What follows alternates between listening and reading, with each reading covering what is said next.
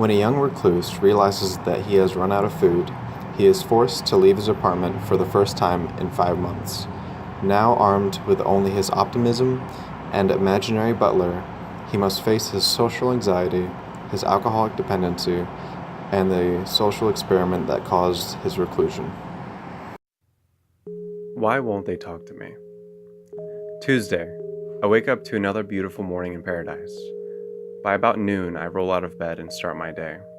I slowly search my small apartment for decently smelling clothes. Good morning, radio.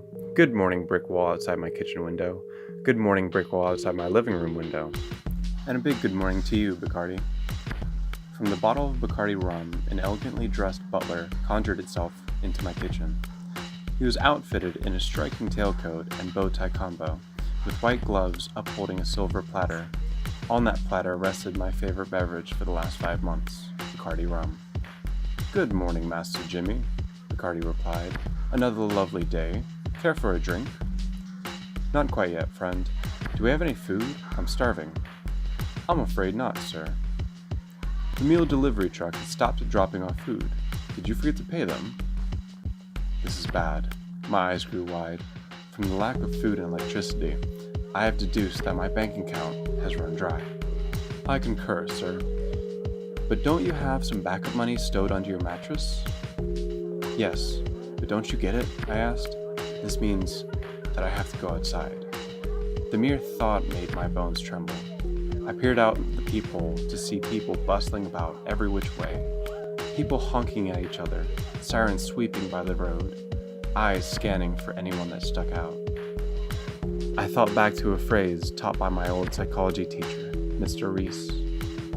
He would say, "The nail that sticks out is the one that gets hammered down," as a way to make students stick to a social norm that was acceptable.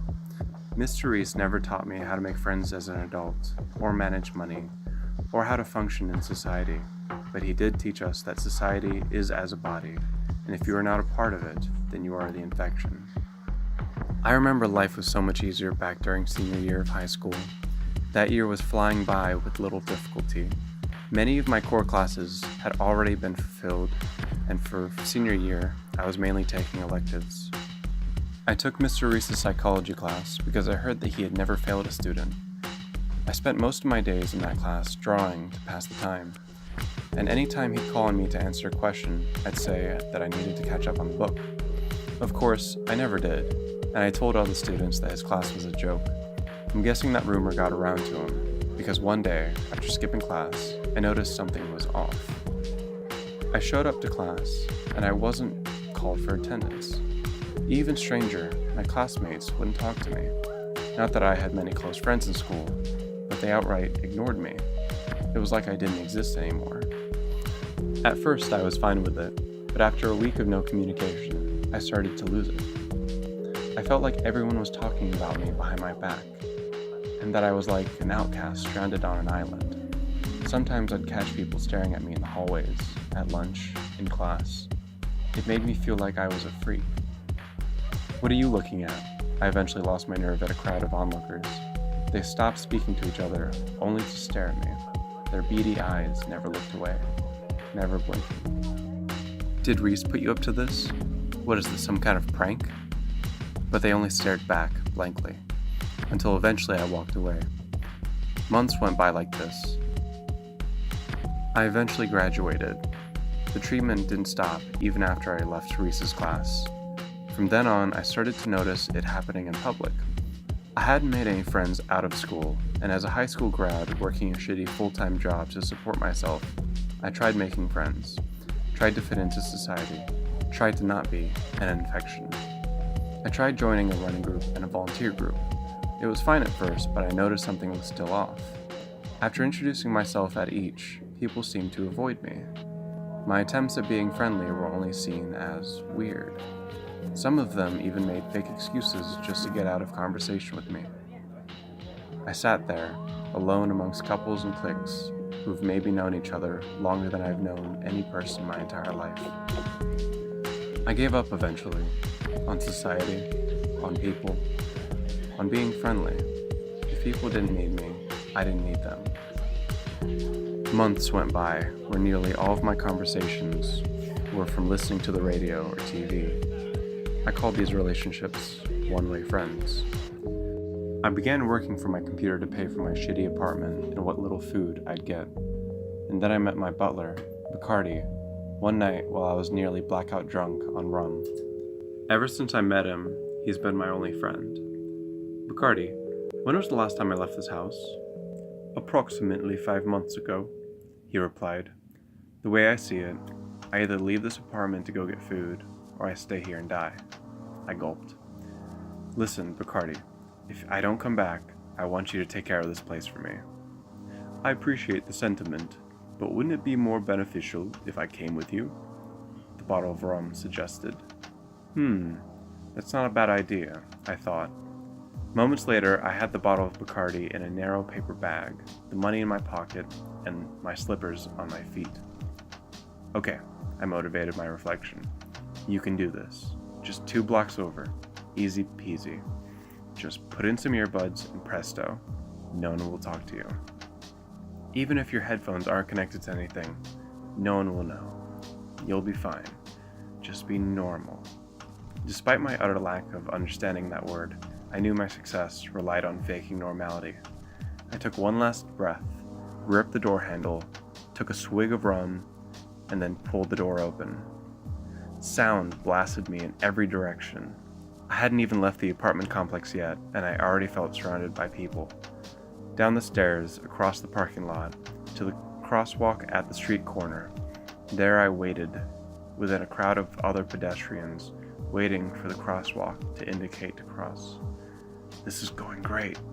I don't think anyone's even noticed me, I said under my breath to Bacardi. You never cease to impress me, sir, he replied. The crosswalk sign changed, and I began to cross the street for the first time in 5 months.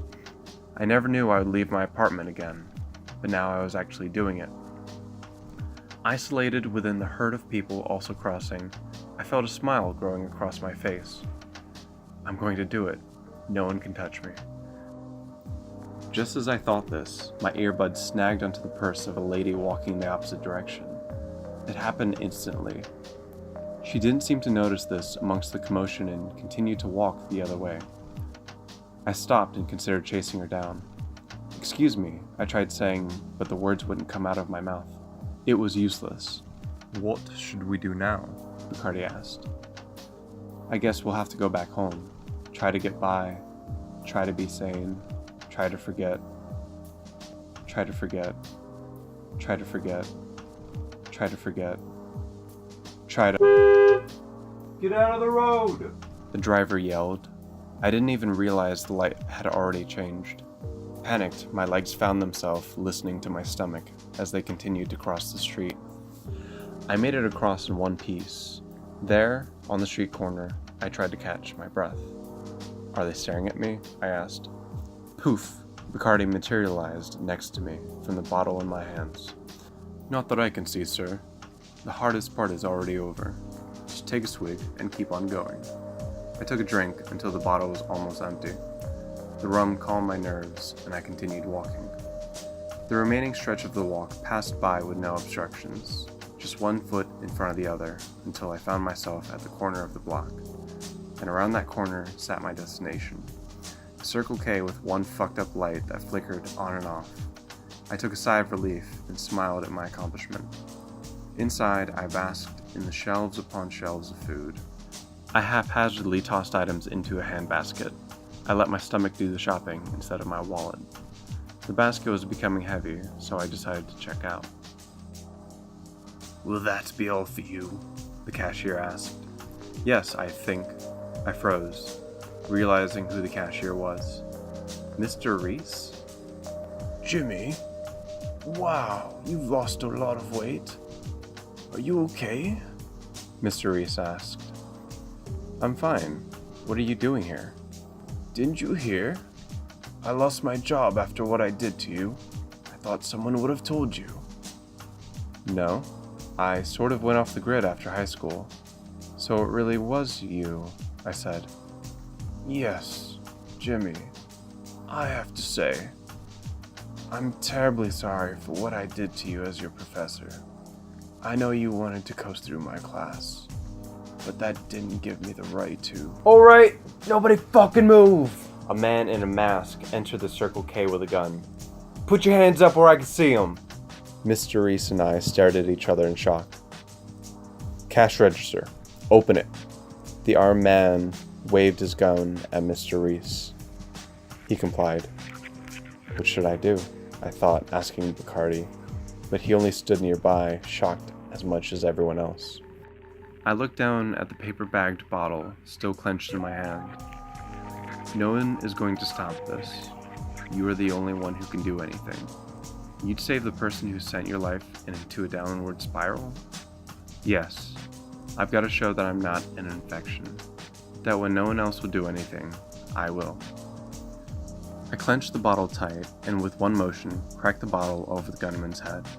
The bottle shattered into 1,000 tiny pieces, and with it, so did my only friend, Bacardi. The gunman fell to the ground, knocked out.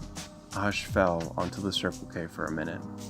Mr. Reese and I looked at each other in awe of what had happened. You can take all that food, free of charge, he suggested. Don't mind if I do. I picked up my groceries and stepped over the gunman's body as I exited the store. Sirens grew closer to the Circle K while I started my walk back home. I felt like I had overcome someone that was holding me back without me even knowing it. Maybe that person was myself.